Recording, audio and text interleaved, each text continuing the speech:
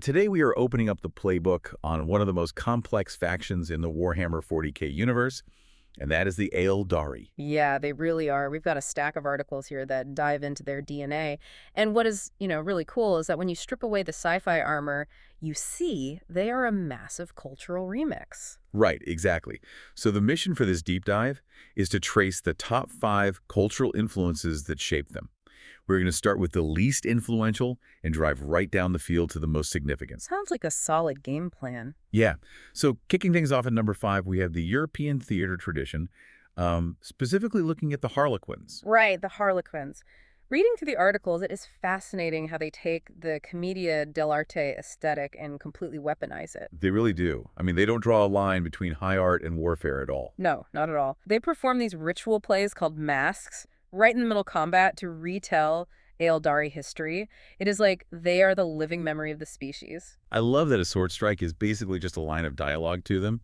But hey, that dedication to the art of combat actually segues us nicely into our number 4 spot. Japanese history and martial arts. Exactly. When you look at their weaponry, like the shuriken, catapults, and pistols, it is a direct nod to ninja and samurai history. And it dictates their whole play style on the tabletop, too. They rely on speed and precision discipline. It is not a brute force game at all. Right. They are not just running it up the middle like the Imperial Guard. It is all finesse. Absolutely.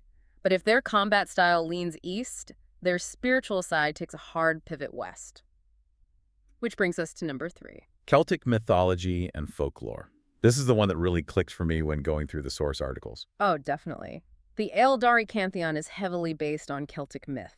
Yeah, you have that triple goddess structure, right? With Maiden Lilith and Mother Aisha and Crone Marai Heg. It mirrors the Celtic Morrigan almost perfectly. It is a very deliberate parallel, and it is even more literal with the aspect warriors. I mean, the Howling Banshees are a direct pull from the Irish Beans side. Those female spirits whose wails foretell death. Exactly. The Aeldari just took that folklore and engineered sonic weaponry to make it real on the battlefield. Terrifying stuff. Okay, so we have covered theater and ninjas and ghosts.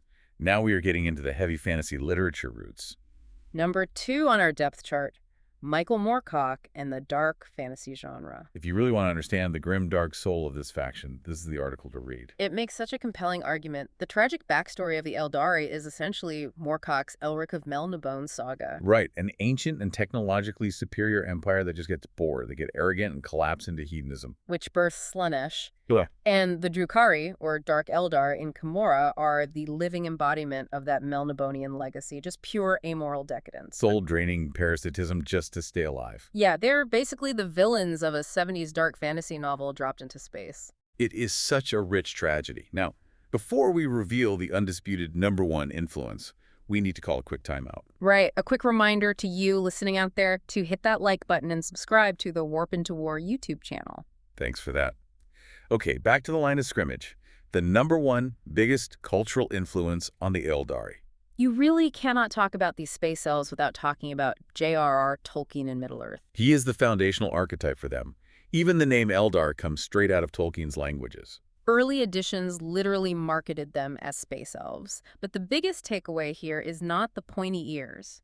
It is the theme. Yeah, theme of the long defeat. Yes. Just like the elves in the Third Age, the Aeldari are a highly psychic and magical race, but their time is past. They are fading away while humanity fills the vacuum. That pervasive melancholy is pure Tolkien. So when you combine that tragic fading race with the decadent Moorcockian villains, you get the Aeldari. It really is an incredible mix of history and theater and fantasy, which brings up a great question for you to think about. Which of these cultural influences do you think is the most visible in the current Aeldari model range? Let us know your thoughts. See you in the next deep dive. And that brings us to the end of the broadcast cycle. Thank you, sister. The Emperor protects, Commander. Thank you all, and remember to bolster the Kudok for the next episode.